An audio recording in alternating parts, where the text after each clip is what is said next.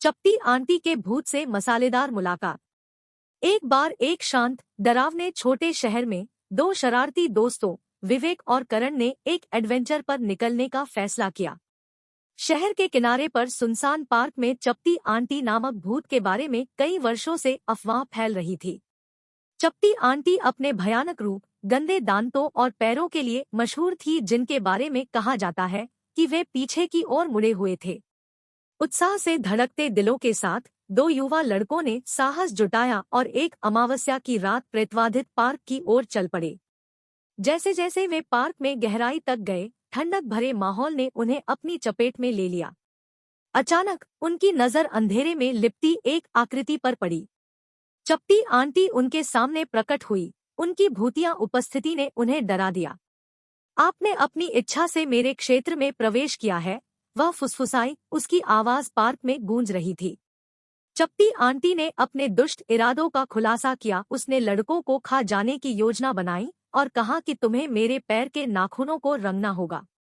विवेक अपनी जिज्ञासा को रोकने में असमर्थ होकर उसके पैरों की ओर इशारा करते हुए बोला, लेकिन तुम्हारे तो पैर नहीं हैं। चपटी चाची की भयावह मुस्कान फैल गई और उसने जवाब दिया, मेरे पैर उल्टे हैं, मूर्ख। करण ने अपनी आंखों में एक शरारती चमक के साथ मजाक करते हुए कहा, विवेक सावधान रहो, चपटी आंटी तुम्हारे चेहरे पर पादेगी जब तुम पीछे से उनके पैर के नाखूनों को रंग रहे होगे। दोनों लड़के क्षण भर के लिए अपना डर भूलकर हंस पड़े।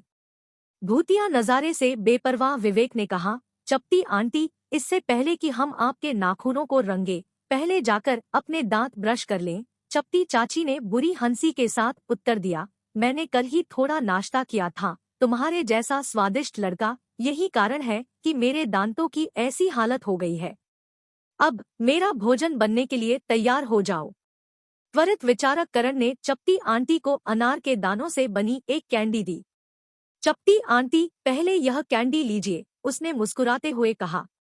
यह आपको उस लड़के को पचाने में मदद करेगा जिसे आपने पहले खाया था, और फिर आप हमें खा सकते हैं। उनकी चालाक योजना से मूर्ख बनी चपटी आंटी ने करण को धन्यवाद दिया और उत्सुकता से कैंडी खा ली।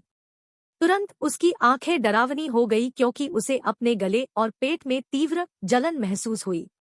उसने अपना गला पकड़ा और चिल्लाते हुए पास की नदी की ओर छलांग लगा दी।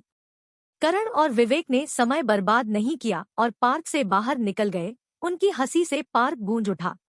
जैसे ही वे अपने घरों में सुरक्षित पहुंचे, विवेक ने करण से पूछा, वह कैंडी कौन सी थी?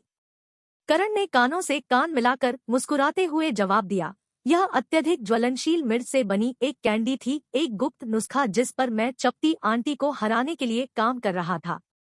भूतिया चपटी आंटी के चंगुल से बच निकलने पर राहत महसूस करते हुए दोनों दोस्त खूब हंसे। उनका साहसिक कार्य एक रोमांचकारी, डरावना लेकिन हास्यप्रद अनुभव बन गया जिसे वे जीवन भर याद रखेंगे।